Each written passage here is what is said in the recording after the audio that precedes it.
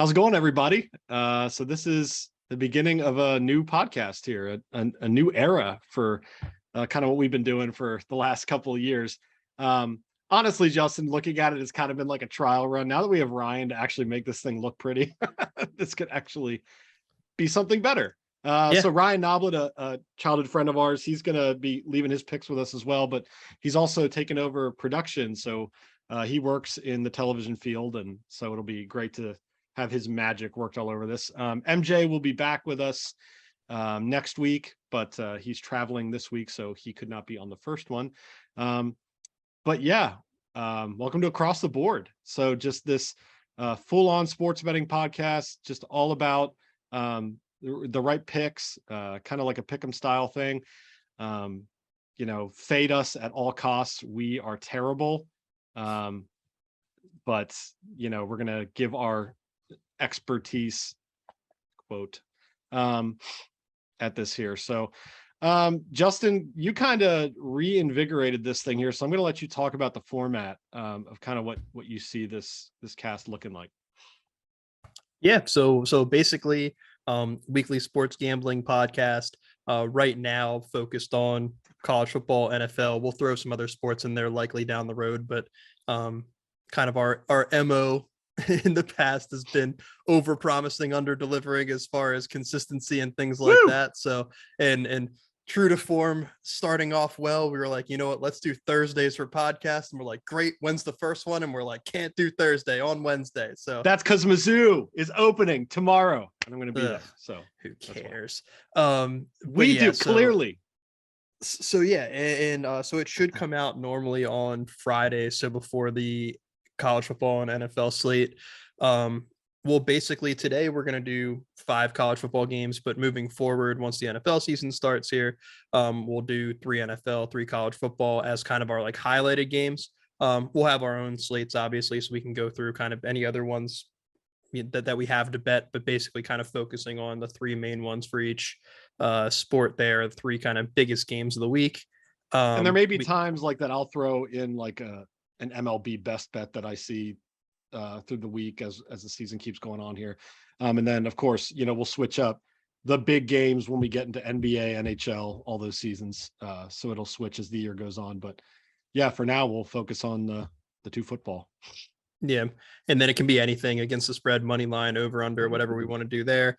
Every week we'll pick one lock from each sport. So whether that's, today it's just college football, but then it'll be one from college football, one from NFL. And then, whoops, can't read that one. That was a joke that I put in there. But yeah, then at the top of every show moving forward, we'll recap kind of the past week. Our records, we're keeping track of our lock records and also our like highlighted game records. We should. I mean, I'm not reading what you wrote there, but we should absolutely come up with a punishment for worst record. So we're gonna have to brainstorm that and come up with something for the person who does the worst at the end of the year. I'm good with a punishment. Yeah, I think that would be necessary. Yeah, so no, very exciting. This is, it's funny, as Justin and I, when we started the off the bench and then last things last in these podcasts over the last almost 4 years, man. We really just kind of, we're trying to find, what's the thing that we talk about the most in our sports group chat? And it's the games we like, the games we pick, the games we're watching. Hey, did you, what do you think about this one or that? So kind of leaning into what we do mostly would be this. So with that being said, let's just kind of dive right in. Justin picked the 5 big games this week. Although wasn't that hard this week because that first week there's kind of 5 that really stand out. But the first one that you picked was Cincy and Arkansas. And Justin, well, let's give the other boys picks here first. So MJ and Ryan both filled out their picks. MJ went with you're gonna love MJ's board this week, but he went with the over 52 in this game, which I think is a little gutsy. I mean, with Cincinnati, I mean that team has changed a little bit since last year, and I'm not entirely sure they're gonna throw up that much. I mean, I think Arkansas is gonna actually handle them by maybe like 14 points.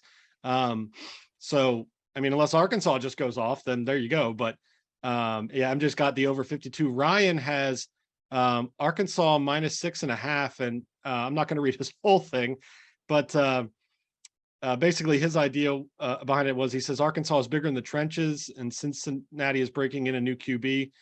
Arkansas ran down teams' throats on offense, so the loss of Traylon Burke shouldn't matter too much. Luke Fickell should still be bringing one of the best G5 teams to Fayetteville, but I think the Hogs should be on the rise to outlast them. So, yeah, I agree with that. Luke Fickell's great. And you can't deny the fact that he's one of the best coaches in college football for what he did with that Cincinnati team, even though, yes, you and I both agree that schedule was a cakewalk. But yeah, my pick is Arkansas. I got it at -6.5 with FanDuel. So that is what I have it at. And I think you do as well, Justin, if you want to give your reason why there. Yes, yeah, I have Arkansas -6.5 as well. Basically, what it comes down to for me is the trenches. So Arkansas last year, they led the FBS in rushing yards per game. I was looking at kind of their offense, who they're returning. Leading rusher was their quarterback, AJ Jefferson, but they returned combined 1,800 yards of rushing offense and 4 starting offensive linemen. Cincinnati, dude, that returning line is huge. Oh yeah, my gosh. and Cincinnati's weakness last year on defense was run defense. They gave up just under 150 yards per game on the ground. So it's kind of Arkansas' strength versus Cincinnati's weakness. They lost a ton of players on defense anyway. So I had Arkansas -6.5 as well, just because I don't think that Bearcats defense is good enough. And they lost, obviously, their starting quarterback Ritter. He got drafted to the Falcons. So, they're starting with a brand new quarterback as well. So I don't think they can score with Arkansas either. So I didn't want to take the over because I don't know about points, like you said, but definitely Arkansas -6.5 on that one for me. Yeah, and not for nothing, this game's in Fayetteville, and this is my 3rd year on an SEC campus, and I've seen Arkansas a few times, and those fans show up even on away games. So at home, I can only imagine it's a madhouse down there. They love their football down there. So I think they're just going to be geared up for this thing. Oregon and Georgia. So Oregon going to Georgia. That's our second game. Georgia is favored -17, and the over/under is 53. Ryan, MJ, and myself all went with the over here, over 53. And I think the reason, at least for me, is these are 2 powerhouse teams, no matter how you look at it. I mean, Oregon is definitely the class of the Pac-12, other than Utah. They're gonna battle it out for sure. But I don't think Georgia is gonna hang 17 points on Oregon. But at the same time, they absolutely could. So, like, while my gut reaction is, that offense isn't going to do that in the first game. I don't trust it enough. Justin, I changed my pick 3 times on this game. I had Oregon +17, then I changed it to the under, and then I ended with the over because I just, you're going to bet the overs more than the unders in college football. Yeah. Oh my God, I'm dying. I just died. That was great. Let's see if I die again here. Anyway, yeah, with Oregon, I'd say that they're pretty much, especially out of the Pac-12, the only team that's set up to match up with Georgia pretty well. Yeah. They're great on offensive line, great on defensive line. Actually, their linebackers are really good too. And I don't know. I have a feeling that Georgia takes a step back a little bit this year. Their defense, I think Ryan had said they lost 5, if I'm not mistaken, 5 players went in the first round off of their defense from last year. Yeah. Obviously they're retooling. They have a couple guys held over from last year, and they're going to be, the kind of just filling right in. There's Nolan Smith. There's another guy as well. I'm forgetting his name now, but a couple of guys that are going to fill right in. But I think that Oregon, with new quarterback, they have Bo Nix, good offensive line. Bo Nix is a negative to me, and Ryan says that here too. I don't think Bo Nix is a great QB. He's good, and I mean, yeah, he understands SEC defenses clearly, but this guy is kind of one of those guys that'll just kind of, I don't know, man. He's so hot and cold, and he makes some plays that are amazing, but as he's making the play, you're like, oh my God, what decision are you actually making right now? So he's scary. Yeah. Not the good scary. Yeah, I don't know. I have a feeling. And the other thing is with Stetson Bennett too. Yes, he won a national championship. I don't know that he's great either. No. And I think if he has to go against a decent defense like Oregon has, Oregon last year, they were heavily underdogs to Ohio State in week 1, and they traveled to Ohio State and won outright. I don't think they win this one outright by any means, but I do think that they keep it within 17. I think that Oregon should be able to kind of compete on both lines of scrimmage there and kind of keep the ball on the ground, keep it a bit of a run happy game between the two teams and keep it in that 17. Yeah. Yeah. No, I think you'll agree. That was probably the hardest game to pick on the slate. Yeah, definitely. I looked tough. back.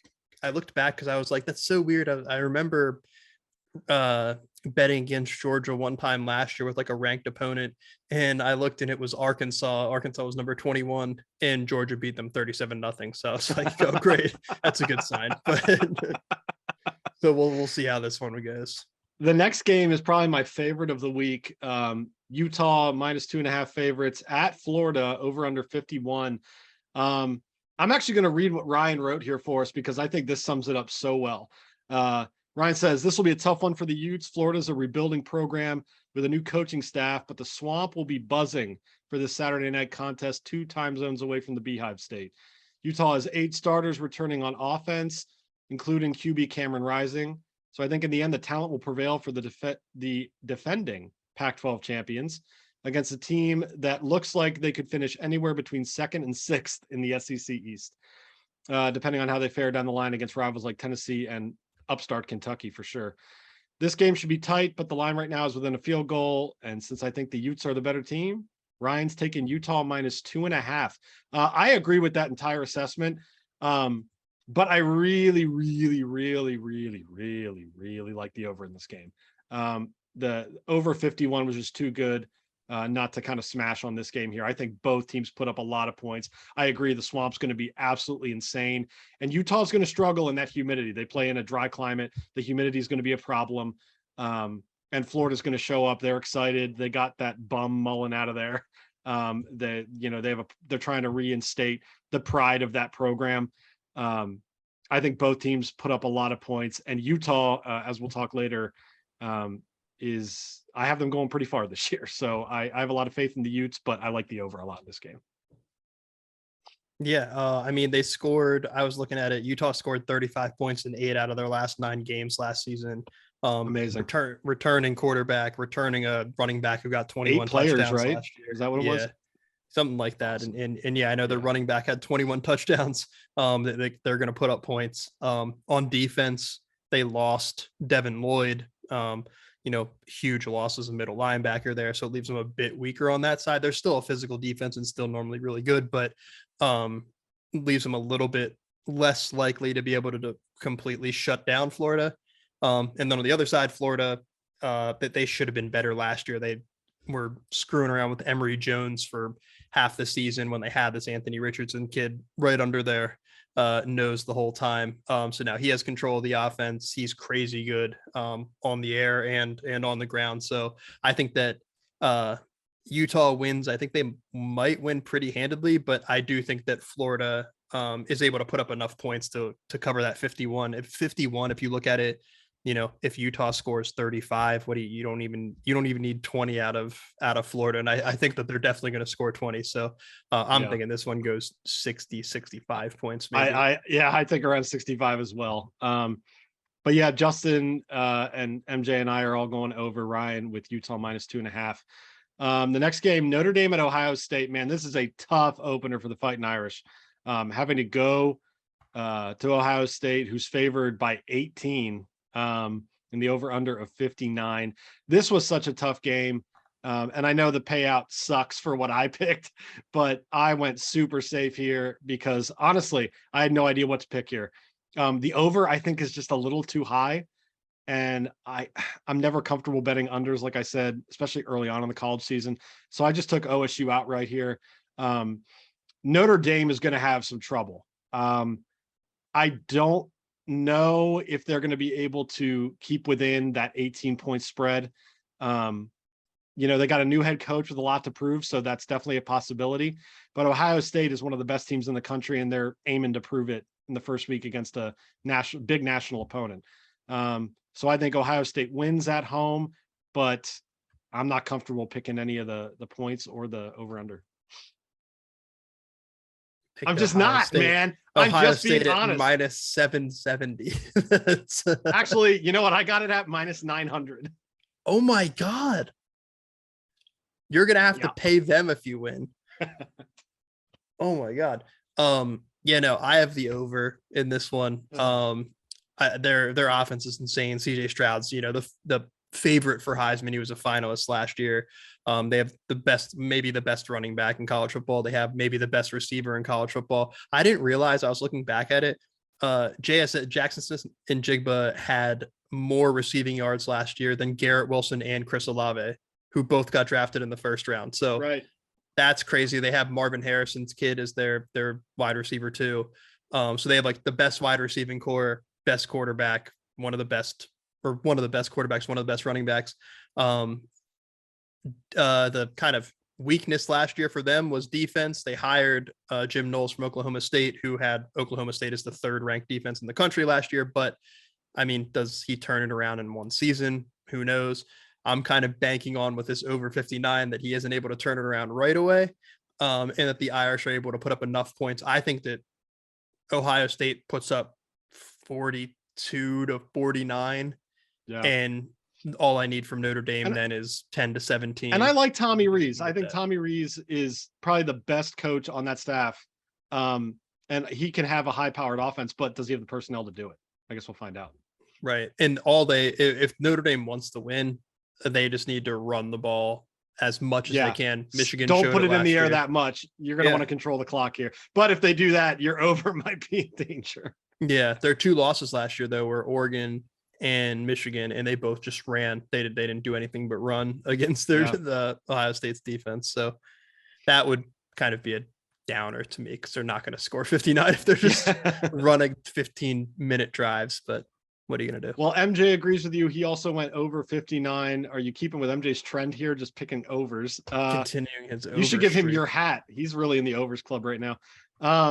Ryan, he went with Notre Dame plus 18. He's got faith in the Irish to keep it close enough with the spread there. So Ryan, just kind of some of his brief thoughts here, saying how Notre Dame's status as number 5 in the country was met with skepticism by fans all over, and him among them.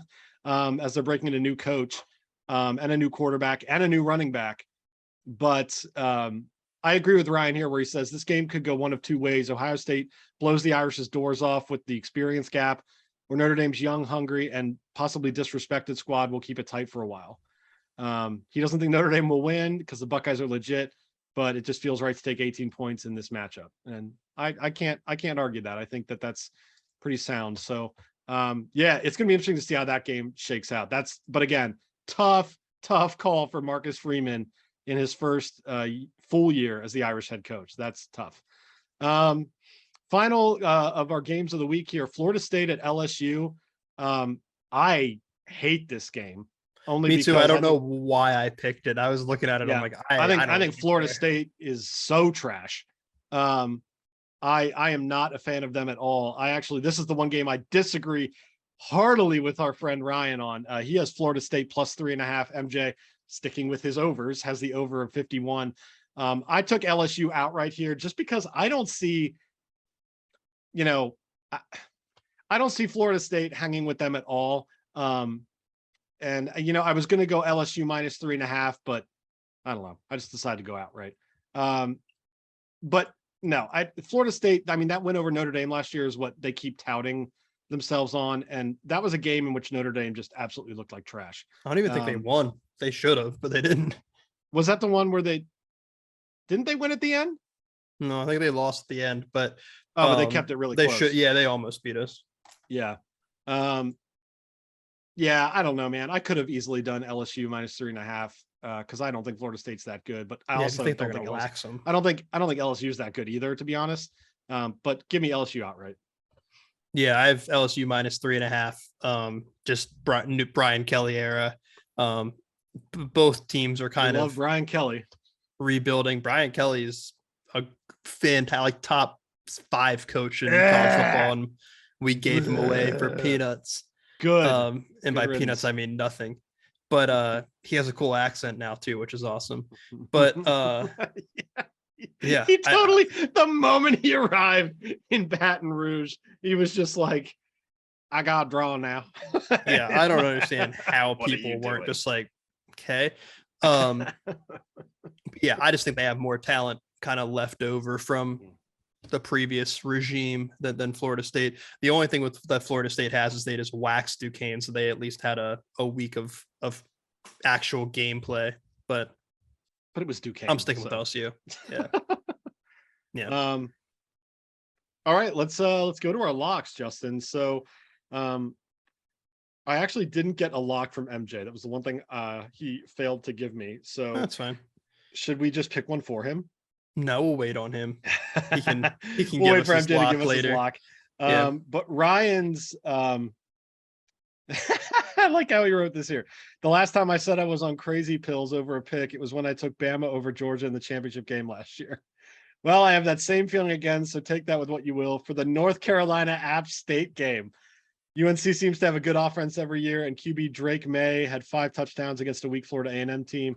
So I think that trend, led by OC Phil Longo, former of Slippery Rock, continues. Ryan's alma mater is Slippery Rock, so he loves throwing that in there. App State's a tough team who will be returning a lot of starters. Boone's a tough place to play, but I think it's pretty wild that they'd be all but even a solid Tar Heel squad, even if they are that G5 squad, he says. So he's going North Carolina money line, was minus 1.5 on DraftKings, but they were underdogs elsewhere. So he's taking North Carolina outright for his pick of the week. Pretty interesting. What do you think about that game? I mean, I think it's an interesting game. I can't believe know it's that I scheduled. would. It's an interesting game to schedule for like North Carolina. Yeah, I don't know yeah, why we want they App would. State. Yeah. Yeah, it's a wild move. And I think that North Carolina, they played UConn, which is historically kind of a pretty bad program here recently. They played them tight. It was within I think it was a 7-point game in the fourth quarter last week. So if they do that against App State, they're going to get destroyed. But I mean, they did turn it around. Like you said, the quarterback had 5 touchdowns by the end of it. So I think that the money or the spread was moving like minus 1.5 either way, but he had UNC outright, which I don't think is ridiculous at all. I just think I'd be a little nervous just based on what last week looked like. Yeah. But yeah, like we said, MJ didn't give his lock. So Justin, what's your lock here? Mine's the Utah Florida over 51.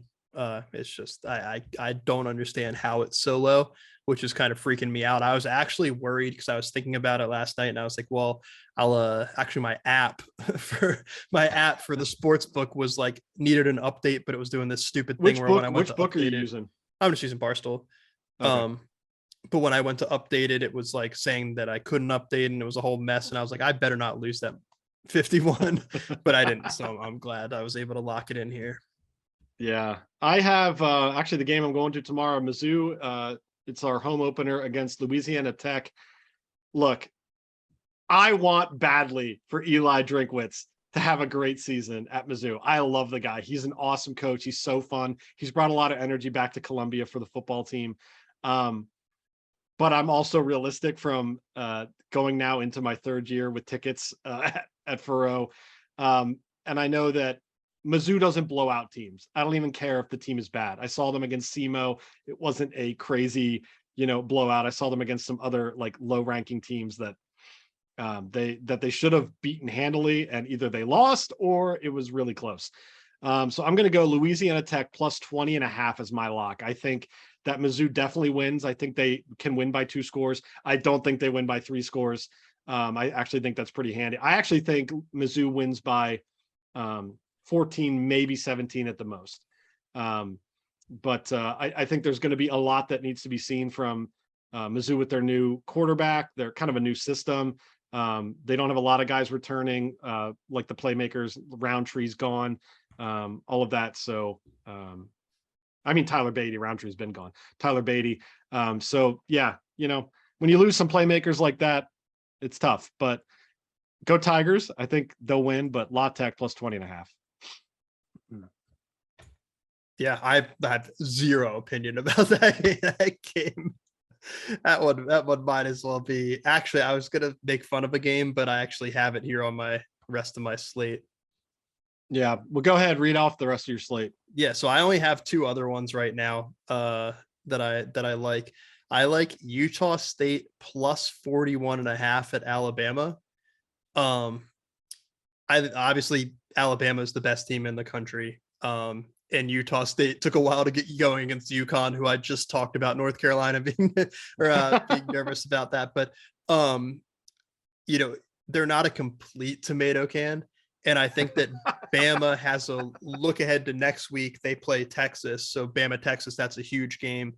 I think that if they get out to an early, huge lead, that they're probably going to pull some starters out, and that'll make it so that Utah State, they can score. Right. So if Utah State can get 7-14, 41.5 on top of that, do we think that, if they're at 14, does Alabama get 51? I don't know.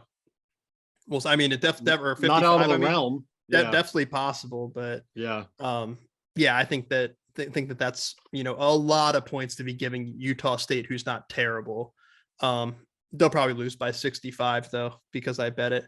But that was one. The other one is Western Kentucky minus 16 against Hawaii. Hawaii just lost by 53 to Vanderbilt. Boy, did they put the wool over all of our eyes. We all picked Hawaii plus 8.5 last week because we thought that was a sure thing, because Vandy is garbage. Vandy crushed them by what, 53? 53. They won 63-10. So I don't think Western Kentucky is 38 points worse than Vandy, minus 16. So I think Western Kentucky is going to cover, and Hawaii might be the worst team I've ever seen in college football my entire life. Terrible. They looked so bad, dude. And their coach is oh my god, what's his name? Tommy Chang, the guy that when we were growing up, he was setting all the records for passing there. Well, they gave us this hope of that, that initial touchdown. It's like, all right, Hawaii coming out here slugging, and then it's kind of like Nebraska. Can we talk about that real quick? The Nebraska game last week, I just have to point this out. I was watching it through the first half, and I had Nebraska minus, what was it? Minus, what the heck was it? Oh, 12.5. I had them for that against Northwestern, and I should have known not to trust Frost over there. They get up by another score, and then they go and kick an onside kick in the third quarter. What are you doing? You have complete momentum. You've gotten the turnover. You scored. And now you're kicking an onside kick. You gave them the short field. They run down and put it in, and then the game just gets away. It's just done. How does Frost still have a job? How is he still employed there? If you look at his stats against his contract, he's lost so many games by one touchdown. The amount of times that he's just blown it down the stretch. I don't know how that man is employed at a head coach job. Yeah, I think he'll be out of there sooner rather than later. They're just waiting until his contract is a little bit more that they can eat, or a little bit. I had an offer, by the way, for week 0. I had Charlotte money line as well, and that was just a disaster. So yeah, it was a really bad first week for this guy. And actually, I had Hawaii plus 9.5, not 8.5. It was an even better line that we thought. Got an extra point. Yeah. So good. Sorry, continue. No, that's it. So those are my only two. Those are my only two. Okay. Oh, geez. Yeah, I put out a lot this week. I have Pittsburgh minus 7.5. The brawl is back, dude. I'm so excited for that. Pittsburgh and West Virginia. That's just going to be fun to reignite that rivalry after 11 years or something.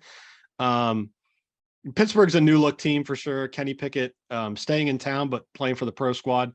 But there's some new looks there, but West Virginia is not at all a team that anyone should be worried about. I got to tell you, my alma mater Towson is playing them as like the FCS FBS, like their game this year. I think Towson can beat West Virginia. But I got Pittsburgh -7.5 there. Purdue +3.5 against Penn State. I think this is actually gonna be a really fun game, but I don't think the Nittany Lions are going to come into Indiana and romp all over Purdue like they have in the past. I think that this Purdue team is different. I mean, we saw it last year. They looked a lot better. And Penn State has just shown constant streakiness. I mean, the way they ended the season last year after starting it so well, there's just a lot of up in the air for Penn State. So I'm going Purdue +3.5. Oklahoma State, I have -22.5. I think that that's going to be a pretty easy walk in the park for a good squad like that. And then I think that was, because then La Tech +20.5, that was my lock. So in total, I have 9 games. And then for fun, I was telling Justin this, I parlayed all 9 together just for fun. Opening week, massive parlay. Let's see if it hits, you won't be shaking your head. If it hits, I'm not giving you a cut of the $820. If it hits, I will cut my arm off. I could buy you a new one with my winnings. That's fine. But this all small units, but a lot of games. It's gonna be a lot of fun. I'm really excited that college football's back. So the last thing we wanted to do for the first episode here was give our future picks. So for who's going to win the conferences, the Power Fives, and then the playoff and championship picks. So I'll read Ryan's off first. We don't have MJ's, but he can give them to us next week. Big Ten, Ryan's got Ohio State. Big 12, he's got Baylor. Pac-12, Utah. SEC, Alabama. ACC, Clemson. His playoff is number 1 Alabama versus number 4 Baylor, and number 2 Ohio State versus number 3 Clemson. And he's got Bama over Ohio State to win the national championship. I mean, that to me is definitely, that might be the favorite. But mine is a little bit different. I have our conferences are pretty similar. I have Oklahoma, Big 12, actually. I think Oklahoma, new look. I think they got a lot to prove. They feel like they've been betrayed. And they kind of want to come out of the gates and prove that they're still the class of the Big 12. Although I agree that Texas is going to be tough. Ohio State in the Big 10. I don't think anyone touches them there. Utah in the Pac-12, SEC, Alabama, and ACC, Clemson. My playoff is number 1 Alabama versus number 4 Utah, and number 2 Ohio State versus number 3 Georgia. And my championship is actually the battle of the lower seeds there. I have Georgia over Utah. I think that Utah definitely comes in and upsets Bama. I think this is the one year that the Utes have to actually make that jump. With all the players they have returning, with that great core, with how skilled those players are, I think that they can be the team to dethrone the best program in the country. So I'm going with Utah beating Alabama, but then losing to Georgia in the championship. Gotcha. I have Big Ten. I just realized, I think before the cast, I had said something about Utah being in my playoff that I meant someone else. But Big Ten, I had Ohio State. Obviously, Big 12 had Texas as my conference winner. But if you're wanting to bet and actually make money, I have Kansas State. I actually they're a dark horse for sure. Yeah, I put some down on them to win the conference championship today. Pac-12, I had USC, not Utah. That's what tripped me up. I was like, you have USC winning the Pac-12? Yeah, so I have USC winning the Pac-12 with Lincoln Riley and Caleb Williams there now. Basically just transplanted Oklahoma into California. Got a lot of transfer portal guys too. And then SEC, Bama, ACC, Clemson. Playoff, I have Bama as the 1 seed versus USC as the 4 seed. Clemson's going to be really good. They're going to win the championship. It just came down to, I think the Pac-12 is better than the ACC this year. So yeah, Clemson would have to go basically undefeated for it to, and USC would have to have a loss for it not to shake out that way. and then Ohio State versus Georgia. And then unfortunately, my championship, I just think Bama and Ohio State are just so much better than everyone else. I just have Bama versus Ohio State, and I think it would be Bama that wins that. Unfortunately, honestly, and I don't hate them, even though I'm a Notre Dame fan. I wish that it would be Ohio State that wanted it in that game, but I don't think that their defense is not that good, Ohio State, until they show us otherwise. But one last thing, I did have a future too on Will Anderson for Heisman. Oh, okay. So defensive player, hasn't won Heisman in 25 years. It's the 25th year anniversary for Charles Woodson. So he's going to be on the best team in the country. Their defense is going to be one of the best in the country. He's going to put up a ton of stats. So that's all already helpful. And then he has the narrative from all the stupid sports writers about it being the 25th anniversary of Charles Woodson winning it. So he's going to have that backing too. And I think that he's plus 1,400 to win it right now. I don't know that he's actually going to win it, but it's definitely a good bet between like the rest of the, like Stroud and Bryce Young. They're like in the plus, I think 300 or 400 range to win. But if you wanted to go for a little bit longer of a shot, that's the guy. Yeah, no, I think that's a pretty solid thing for the Heisman. But again, it always worries me to go with a defensive player just because they just seldom get picked. I mean, we've lived in a time where it's just like the glitz and glamour of offensive players seems to overshadow even some of the most amazing defensive players. Yeah, but that's the cast for this first week. We hope you all have good luck this first weekend of college football. Week 1, Justin, this is crazy, man. We're back. We are back. It's so exciting. Oh, I'm so pumped. I am going to lose my voice at Faroe tomorrow. And if we lose to Louisiana Tech, I'll be very upset, but at least I'll win that bet. So I'm going to watch like an unhealthy amount of college football. I may or may not have put 2 more monitors down in my man cave here so that I can have 3 games going at once. Have to. It's going to be great. But yeah, Ryan actually mentioned that he may be able to get the cast up tomorrow on Thursday before these Thursday games. But if not, look forward on Friday. So we're excited. Yeah, we're excited to have this out. And you can see if Kevin's lock is 0-1 already on Friday. If Mizzou just waxes, that'll be bittersweet. It will be bittersweet because it's like, of all games, I don't care if Mizzou waxes a team. This would be one of them. I don't care. So let's not. Let's just get a nice healthy win to start the year. So yeah, that's it. Go Tigers, both Mizzou and Towson, and we'll see you next time.